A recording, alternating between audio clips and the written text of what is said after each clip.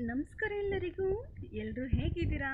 ಚೆನ್ನಾಗಿದ್ದೀರಾ ಅಂತ ಭಾವಿಸ್ತಾ ಎಲ್ರಿಗೂ ಹ್ಯಾಪಿ ಶಿವರಾತ್ರಿ ಅಡ್ವಾನ್ಸ್ ಆಗಿ ಹೇಳ್ತಾ ಇದ್ದೀನಿ. ಎಲ್ರಿಗೂ ಶಿವರಾತ್ರಿ ಹಬ್ಬದ ಶುಭಾಶಯಗಳು ಹೇಳ್ತಾ ಇವತ್ತಿನ ವಿಡಿಯೋನ ಸ್ಟಾರ್ಟ್ ಮಾಡೋಣ.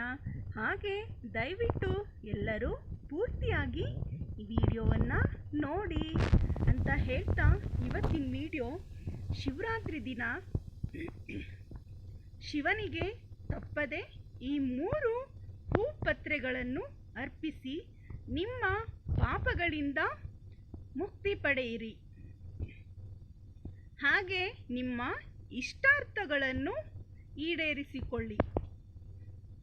ಶಿವರಾತ್ರಿಯು ಇದೇ ತಿಂಗಳು ಅಂದರೆ ಫೆಬ್ರವರಿಯಂದು 15ರಂದು ಆಚರಿಸಲಾಗುತ್ತದೆ. ಶಿವರಾತ್ರಿ ಎಂದರೆ ನಾವು ಶಿವನ ದೇವಸ್ಥಾನಕ್ಕೆ ಹೋಗ್ತೇವೆ, ಶಿವನ ದರ್ಶನ ಕೂಡ ಮಾಡ್ತೇವೆ ಅಲ್ವಾ? ಹಾಗೆ ಜಾಗರಣೆ ಕೂಡ ಮಾಡ್ತೀವಿ. ನಾವು ಯಾವ ಹೂ ಅರ್ಪಿಸಬೇಕು? ಈ ದಿನ ಹೂ ಅರ್ಪಿಸಿದರೆ ನಿಮ್ಮ ಸಕಲ ಕಷ್ಟಗಳು ಕೂಡ ಪಾಪಗಳು ಕೂಡ ಮುಕ್ತಿ ಪಡೆಯುವಿರಿ. ಮಾಘ ಮಾಸದ ಕೃಷ್ಣ ಪಕ್ಷದ ಚತುರ್ಥಿಯ ದಿನ ದೇಶದೆಲ್ಲೆಡೆ ಶಿವರಾತ್ರಿ ಆಚರಿಸಲಾಗುತ್ತದೆ. ಈ ದಿನವನ್ನು ಪೌರಾಣಿಕ ಕಥೆಗಳ ಪ್ರಕಾರ ಶಿವನು ಪಾರ್ವತಿಯನ್ನು ಮದುವೆಯಾದ ದಿನವೇ ಶಿವರಾತ್ರಿ ಎಂದು ಕರೆಯಲಾಗುತ್ತದೆ.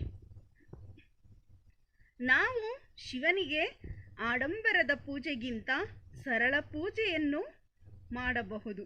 ಹಾಗೆ ನಾವು ಶಿವರಾತ್ರಿಯ ದಿನ ಈ ಹೂ ಮತ್ತು ಎಲೆಗಳು ಶಿವನಿಗೆ ಅರ್ಪಿಸಿದರೆ ನಮ್ಮ ಸಕಲ ಕಷ್ಟಗಳು ಕೂಡ ನಿವಾರಣೆಯಾಗುತ್ತದೆ. ಹಾಗಾದರೆ ಅವು ಯಾವ ಹೂ ಯಾವ ಎಲೆ ಅಂತ ನೋಡೋಣ ಬನ್ನಿ. ಶಿವರಾತ್ರಿಯ ದಿನ ಎಲ್ಲರೂ ಕೂಡ ತಪ್ಪದೆ ಶಿವ ದೇವಾಲಯಕ್ಕೆ ಹೋಗಿ ಶಿವನ ದರ್ಶನ ಮಾಡಿ ಹಾಗೆ ಈ ಹೂ ಹಾಗೂ ಈ ಎಲೆಯನ್ನು ಶಿವನಿಗೆ ಅರ್ಪಿಸಿ ನಿಮ್ಮ ಕಷ್ಟಗಳೆಲ್ಲ ಮಾಯವಾಗುತ್ತದೆ. ಹಾಗಾದರೆ ಮೊದಲನೇದಾಗಿ ಬಿಲ್ವಪತ್ರೆ. ಈ ಲೋಕದಲ್ಲಿ ನಾವು ಎಲ್ಲೇ ಹೋದರೂ ಎಲ್ಲ ಪವಿತ್ರ ದೇವಾಲಯಗಳಲ್ಲಿ ಶಿವನಿಗೆ ಬಿಲ್ವಪತ್ರೆಯನ್ನು ಅರ್ಪಿಸುತ್ತೇವೆ. ಹಾಗೆ ಶಿವನನ್ನು ಆರಾಧಿಸುವವರು ಶಿವನಿಗೆ ಬಿಲ್ವಪತ್ರೆ ಅರ್ಪಿಸುವುದರಿಂದ ಶಿವನ ಅನುಗ್ರಹ ಪಡೆಯುತ್ತೇವೆ. ಹಾಗೆ ಭಕ್ತಿಯಿಂದ ಶಿವನನ್ನು ಜಪಿಸುತ್ತಾ ಬಿಲ್ವಪತ್ರೆ ಅರ್ಪಿಸುತ್ತೇವೆ ಅಲ್ವಾ? ಅವರ ನಮ್ಮೆಲ್ಲರ ಜೀವನದಲ್ಲಿ ಪುಣ್ಯಗಳನ್ನು ಪಡೆಯುತ್ತೇವೆ. ಹಾಗೆ ಬಿಲ್ವಪತ್ರೆ ಮರದ ಕೆಳಗಡೆ ಪ್ರಸಾದವನ್ನು ಇಟ್ಟು ಶಿವಭಕ್ತರಿಗೆ ಹಂಚುವುದರಿಂದ ಸದ್ಗುಣಗಳು ಕೂಡ ಪ್ರಾಪ್ತಿಯಾಗುತ್ತದೆ.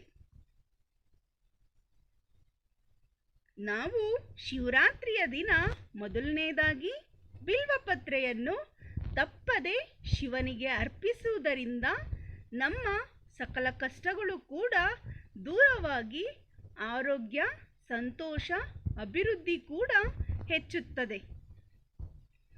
ಎರಡನೆಯದಾಗಿ ಎಕ್ಕದ ಹೂ. ನೀವು ಎಕ್ಕದ ಹೂ ಕೇಳಿರಬಹುದು. ಹಾಗೆ ದೇವಸ್ಥಾನದ ಮುಂದೆ ಕೂಡ ಎಕ್ಕದ ಹೂ, ಎಕ್ಕದ ಗಿಡ ನೀವು ನೋಡೇ ಇರ್ತೀರ ಅಲ್ವಾ?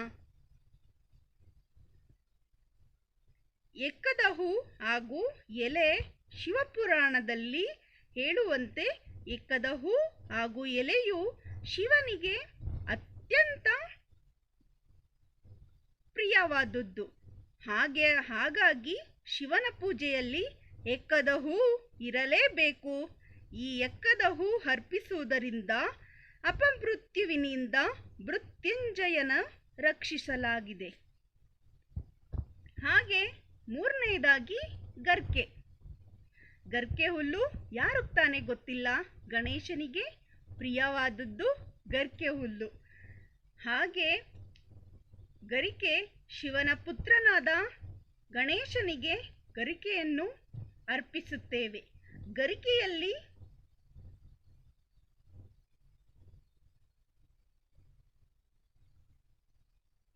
ಶಿವನಿಗೆ ಗರಿಕೆಯನ್ನು ಅರ್ಪಿಸುವುದರಿಂದ ಶಿವನು ಅಕಾಲ ಮೃತ್ಯುವಿನಿಂದ ನಮ್ಮನ್ನು ರಕ್ಷಿಸುತ್ತಾರೆ.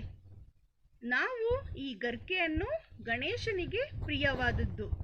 ಗಣೇಶನು ಶಿವನ ಪುತ್ರ ಆಗಿರುವುದರಿಂದ ಈ ಗರಿಕೆಯನ್ನು ನಾವು ಶಿವನಿಗೆ ಅರ್ಪಿಸುವುದರಿಂದ ಮೃತ್ಯುವಿನಿಂದ ನಮ್ಮನ್ನು ರಕ್ಷಿಸುತ್ತಾರೆ.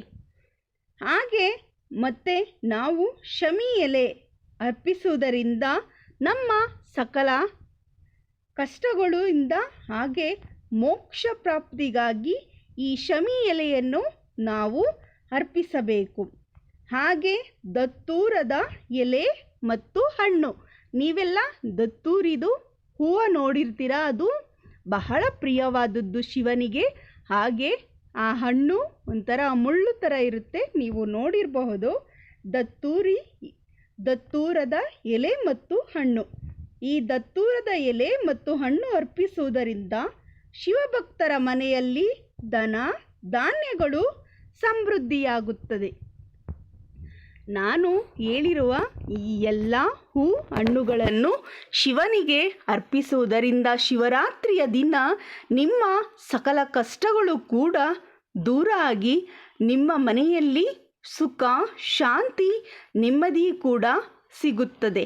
ಶಿವರಾತ್ರಿಯ ದಿನ ಬೆಳಿಗ್ಗೆ ಬೇಗ ಎದ್ದು ನಿಮ್ಮ ಮನೆಯಲ್ಲಿ ಶಿವ ಪಾರ್ವತಿಯ ಫೋಟೋ ಇದ್ದರೆ ನೀವು ತಪ್ಪದೆ ಬಿಲ್ವಪತ್ರೆ ಎಲೆ ಹೂವನ್ನು ತಂದು ಶಿವನಿಗೆ ಅರ್ಪಿಸಿ, ನಂತರ ನಿಮ್ಮ ಮನೆ ಪಕ್ಕ ಶಿವ ದೇವಸ್ಥಾನ ಎಲ್ಲಿದೆ ಅಲ್ಲಿ ಹೋಗಿ ಅಲ್ಲಿ ಕೂಡ ಬಿಲ್ವಪತ್ರೆ ಹಾಗೂ ಹೂವನ್ನು ಅರ್ಪಿಸಿ ನೀವು ಭಕ್ತಿಯಿಂದ ನಿಮ್ಮ ಸಕಲ ಕಷ್ಟಗಳನ್ನು ಬೇಡಿಕೊಳ್ಳಿ. ನಿಮಗೆ ಅನುಗ್ರಹ ಕೂಡ ಸಿಕ್ಕೇ ಸಿಗುತ್ತದೆ. ಭಕ್ತಿಯಿಂದ ಭಕ್ತರು ಬೇಡಿದರೆ ಶಿವ ಯಾವುದೇ ಕಷ್ಟಗಳನ್ನು ನಮಗೆ ಕೊಡುವುದಿಲ್ಲ ಅಂತ ಹೇಳ್ತಾ ಇವತ್ತಿನ ವಿಡಿಯೋ ಇಲ್ಲಿಗೆ ಮುಗಿಸ್ತಾ ಇದ್ದೀನಿ. ನಿಮ್ಮೆಲ್ಲರಿಗೂ ಇವತ್ತಿನ ವಿಡಿಯೋ ಇಷ್ಟ ಆಗಿದೆಯಲ್ವಾ? ಇಷ್ಟ ಆಗಿದ್ದರೆ ದಯವಿಟ್ಟು ಶೇರ್ ಸಬ್ಸ್ಕ್ರೈಬ್ ಮಾಡಿ ಅಂತ ಕೇಳ್ತಾ ಎಲ್ರಿಗೂ ಹ್ಯಾಪಿ ಶಿವರಾತ್ರಿ. ಹಾಗೆ ಜಾಗರಣೆ ಮಾಡೋರು ಕೂಡ ಹ್ಯಾಪಿ ಶಿವರಾತ್ರಿ ಅಂತ ಹೇಳ್ತಾ ಇವತ್ತಿನ ವಿಡಿಯೋ ಮುಗಿಸ್ತಾ ಇದ್ದೀನಿ. Thank you so much.